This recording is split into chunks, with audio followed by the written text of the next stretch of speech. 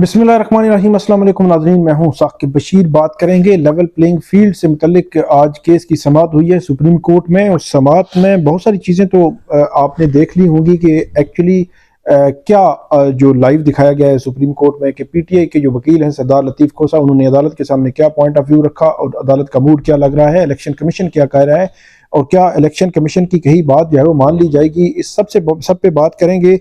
सबसे पहले तो जो पीटीआई के वकील हैं सरदार लतीफ़ खोसा, उन्होंने आज तकरीबन 30 से 35 मिनट की जो समाअत थी उस समाअत के दौरान आर्गूमेंट्स दिए, लेकिन उनके आर्गूमेंट्स जो है वो कमज़ोर इसलिए थे कि वो जो बात भी कर रहे थे वो सारी जो है वो अदालत के सामने कोई तहरीरी तौर पर कोई चीज़ मौजूद नहीं थी।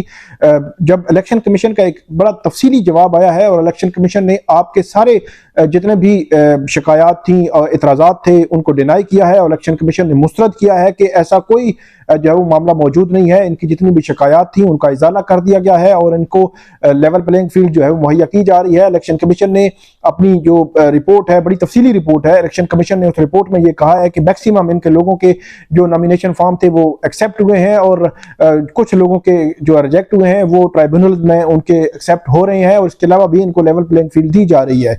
ये इलेक्शन कमीशन का लुब्बे लुबाब था जिसमें उसने जवाब दिया। इसके अलावा जो चीफ सेक्रेटरी पंजाब थे और आईजी पंजाब थे, उनकी जानिब से भी चीफ सेक्रेटरी पंजाब की जानिब से जो तफसीली रिपोर्ट आई है वो भी बड़ी ही इंपॉर्टेंट है और वो फाइलों के मुंह भरने के लिए बहरहाल बहुत काफी इसलिए है कि उन्होंने भी ये कहा है कि लेवल प्लेइंग फील्ड या शिकायत जो इक्का दुक्का जी शिकायत है उनका हमने इजाला कर दिया है या इजाला कर रहे हैं और इसमें हम जो कुछ भी नहीं करेंगे। तो ये एक पॉइंट उठाया गया था अदालत के सामने और जो इलेक्शन कमीशन और चीफ सेक्रेटरी पंजाब की रिपोर्ट जो है वो सामने आई है, लेकिन उसके अपोजिट हमने देखा।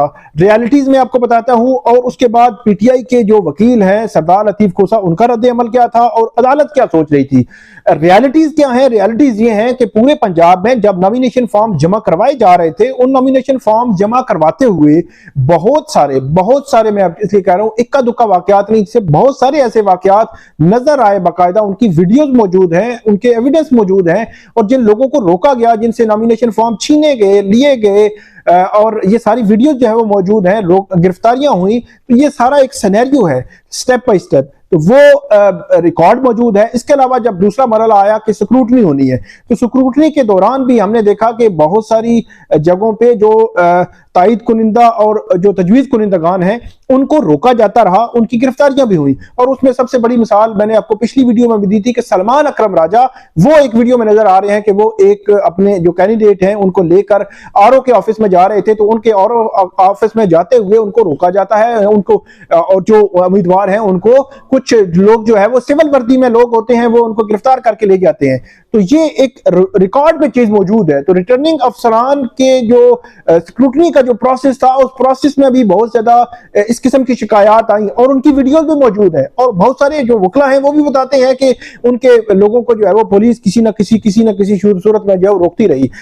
ये तो हो गए फैक्ट्स हैं जो रिकॉर्ड पे मौजूद हैं, हकाइक रिकॉर्ड पे मौजूद हैं। लेकिन जो आज जो सरदार लतीफ़ खोसा हैं पीटीआई के वकील हैं, उनकी जानिब से जो हमें नजर आया वो आपने देख लिया कि उन्होंने जो वैसे तो बात की, अदालत को बताया कि ये भी हो रहा है, ये भी हो रहा है, पूरी दुनिया ने देखा, टीवी पे जो है वो आ रहा है कि नॉमिनेशन फॉर्म जमा करवाते हुए या उनके जो तजवीज़ कुनिंदगान है, तायद कुनिंदगान है, उनको रोका जा रहा है, उनकी गिरफ्तारियां हो रही हैं। दफा 144 जो है वो नाफिज है, जो इसके अलावा एमपीओ जो है वो जारी हो रहे हैं और उनको जो कोई जलसा करने की इजाजत नहीं दी जा रही। तो ये सारी चीजें उन्होंने बातें की, ये बातें उनकी ठीक नहीं है, लेकिन जब आप किसी भी अदालत के सामने हो और वो सुप्रीम कोर्ट जो इस मुल्क की सबसे बड़ी अदालत है, तो अदालत के सामने आप हवा में बात नहीं कर सकते। अदालत में आपने अपनी बात को साबित करना होता है कि बुलेट्स में आपने बताना है कि 1 2 3 आपके साथ कहां का क्या ज्यादती हुई, कहां गिरफ्तारी हुई, किसने गिरफ्तारी की, किस बुनियाद पर गिरफ्तारी की गई, उसका इफेक्ट क्या हुआ,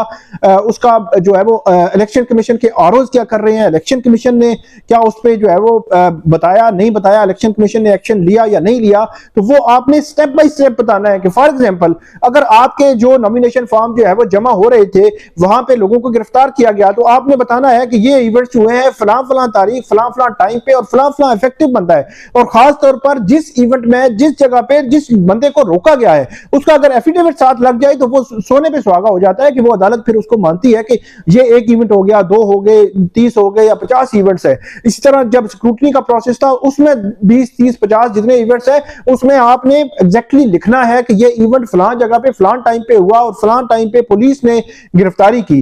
तो ये इसी तरह दफा 144 किस किस जिले में नाफिज है वो आपने बताना है, उसके पीछे वजूहात क्या दी हुई है वो आपने बताना है।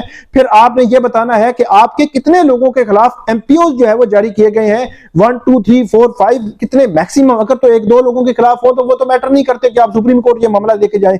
मैक्सिमम जब लोगों के खिलाफ एक बड़े लेवल पे जो है वो इस किस्म का एक्ट हो, इस किस्म की जो चीज हो, तो उसके बाद जो है वो आपने वाजे करना है और आपने बताना है कि ये पॉइंट्स हुए हैं। तो ये कोई भी तैयारी सरदार लतीफ खोसा साहब जो है बड़े सीनियर वकील हैं, सुप्रीम कोर्ट के वकील हैं, उनकी तैयारी नहीं थी। वो वैसे बातें कर रहे थे लेकिन रिकॉर्ड पे उन्होंने जो है वो उनको बड़ा कंप्रीहेंसिव जवाब दिया है। इलेक्शन कमीशन ने फाइल के पूरा मुंह भर दिया है, चीफ सेक्रेटरी पंजाब ने फाइल का पूरा मुंह भर दिया है, जिससे ये जाहिर होता है कि कहीं पे भी लेवल प्लेइंग फील्ड जो है वो ऐसा नहीं है कि नहीं दी जा रही बल्कि दी जा रही है। तो हालांकि रिकॉर्ड मतलब ग्राउंड पे हमें नजर नहीं आती। तो इस जो परसेप्शन है इसको खत्म करने के लिए जो पीटीआई है उसको एक सॉलिड ग्राउंड पे एक पूरा रिप्लाई जो है वो तैयार करना चाहिए, पूरी फाइल तैयार करनी चाहिए और 1 बाय 1 उसका जवाब देना चाहिए कि ये चीजें। लेकिन जो पीटीआई के वकील हैं उनकी तैयारी नहीं थी। उसके पीछे क्या वजह है अब पीटीआई बता सकती है कि क्या वजह है, लेकिन बगैर तैयारी के अगर आप जाएंगे तो सारा जो मुद्दा है आप किसी भी जज पे नहीं डाल सकते, किसी भी अदालत पे नहीं डाल सकते, जिस तरह वकला करते हैं या जो कारकुनान जो है जो पॉलिटिकल पार्टी के करते हैं। सवालात जो है वो किसी भी जज की जवाबदीद होती है और उसमें किसी जज के सवाल सख्त होते हैं, किसी के नर्म होते हैं, किसी के सवालात जो है आपके अगेंस्ट जा रहे होते हैं, किसी के आपके हक में जा रहे होते हैं। जिस तरह आज की जो बेंच बैठा हुआ था तो उस बेंच में जस्टिस मुसर्रत इलाली उन्होंने इलेक्शन कमीशन के जो थे डीजी लॉ उनको ये कहा कि हमने टीवी पर देखा कि वहां पे जो नॉमिनेशन फॉर्म है उनको जो है वो छीना जा रहा है। तो ये क्या तरीकाकार है, जब टीवी पे हमने देख लिया है तो आप नहीं, क्या आपने टीवी पे नहीं देखा या इस किस्म की वीडियो आपने नहीं देखी? तो ये वो सवाल था जो उसको पूरी सिचुएशन का अहाता कर रहा था कि जो सिचुएशन जो है वो ग्राउंड पे मौजूद है। तो ये बहुत सॉलिड सवाल था जिसका जवाब इलेक्शन कमीशन के पास मौजूद नहीं था, क्योंकि इलेक्शन कमीशन ने सिर्फ फाइलों का मुंह भरा है। तो आप फाइलों का मुंह भरने का काउंटर जब तक आप नहीं लाएंगे और सॉलिड अदालत को कन्विंस नहीं करेंगे तो अदालत को जो है वो अदालत से आपको भी रिलीफ जो है वो नहीं मिल सकता।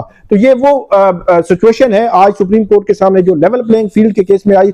फिर उसी केस में यह कहा गया कि बल्ले के निशान का केस हमारा फिक्स नहीं हो रहा, वो फिक्स करें। चीफ ने कहा आज करते हैं लेकिन आज समाज नहीं हो सकेगी, कल कर देते हैं उन्होंने कहा। फिर हामिद खान साहब को बुलाया गया, हामिद खान साहब ने कहा कि परसों कर दें, परसों कर दिया। फिर इमरान खान की नाअहली का मामला है वो भी सरदार लतीफ खोसा ने उठाया लेकिन वो केस जो है वो मुकर्रर नहीं हो सका। लेकिन ओवरऑल जो आज की सिचुएशन थी उसमें चीफ जस्टिस बार बार यही पूछ रहे थे सरदार लतीफ खोसा से कि आप बताएं कि हमें क्या ऑर्डर करना चाहिए। तो उनको रिकॉर्ड पे चीजें जो है वो रिटन में और एक सॉलिड पॉइंट्स के साथ, एफिडेविट्स के साथ ये बताना चाहिए कि ये पॉइंट्स हैं, यहां गलत हुआ है और यहां आपको ये फलां बंदे को या फलां अफसर को जो ऑर्डर करना चाहिए। तो ये आज की सिचुएशन है। देखते हैं कि अब फर्दर इसमें क्या होता है। आइंदा पीर की तारीख जो है वो इस लेवल प्लेइंग फील्ड के केस में पड़ी है। अब पीटीआई इसमें क्या जवाब देगी वो बड़ा इंपॉर्टेंट होगा और वो जो है वो देखने वाला होगा। तो ये थी आज की अपडेट। उम्मीद है आपको ये पसंद आएगी। इस पे फीडबैक हमें जरूर दीजिएगा। अल्लाह हाफिज।